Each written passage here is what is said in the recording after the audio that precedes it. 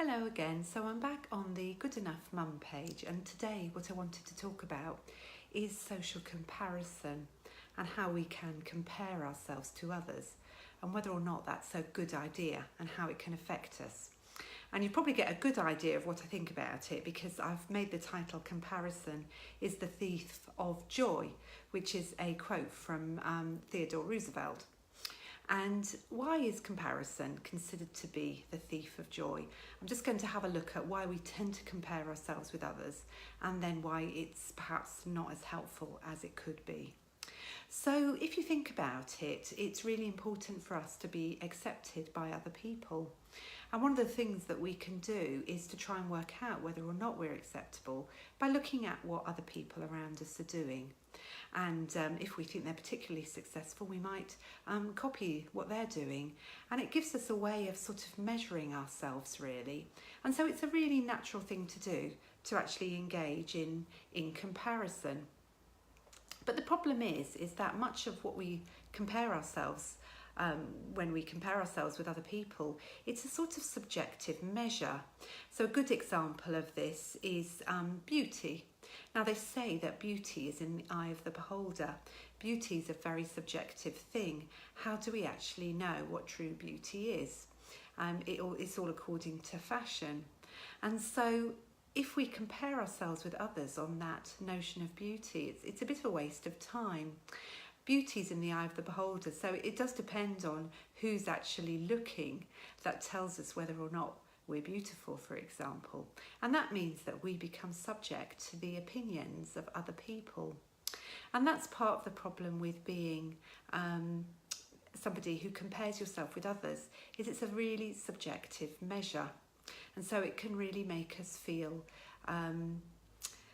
sort of depressed as well if we measure ourselves against people and rely on what other people are telling us. And especially nowadays when we've got all these wonderful, beautiful people on social media, it's very easy to compare ourselves and compare ourselves unfavourably with other people. So it's a bit of a problem. And I think the other thing to say about negative comparison, about social comparison, is that, she says, thinking, as I'm trying to remember my train of thought, really when it comes down to it, we're very much relying on other people's opinions, and we're relying on things that are external to us, rather than thinking about what we want and what we want from life. Hi Sandra, it's really nice to see you. Thanks for the encouragement. I'm a bit hot and so I'm struggling a bit. But anyway, so here we are. The problem with relying on other people's opinions to measure ourselves is that it doesn't actually mean that we're living according to what's important to us. We need to think about what we value in life. We need to think about where we want to go with our lives. And the problem is life is really about what are we giving to life and what are we going to do with our lives, not what anybody else is doing. And when we sort of compare ourselves with other people, we run the risk of trying to be like everybody else and not be true to who we are. And that means that perhaps we might miss out on what really truly brings us joy.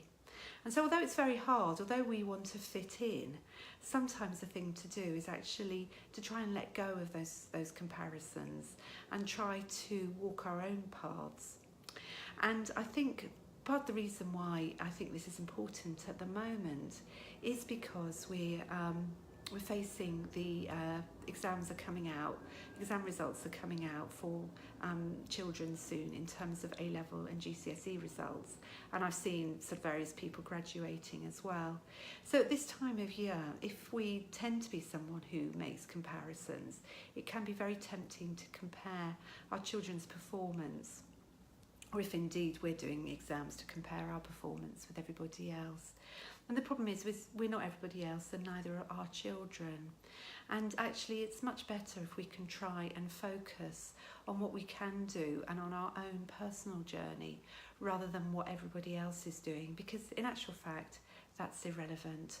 So You know, we could waste an awful lot of energy on making comparisons, and quite often what they do is we either feel inferior to other people or we feel superior, because we're not coming from a place of, well, I'm okay.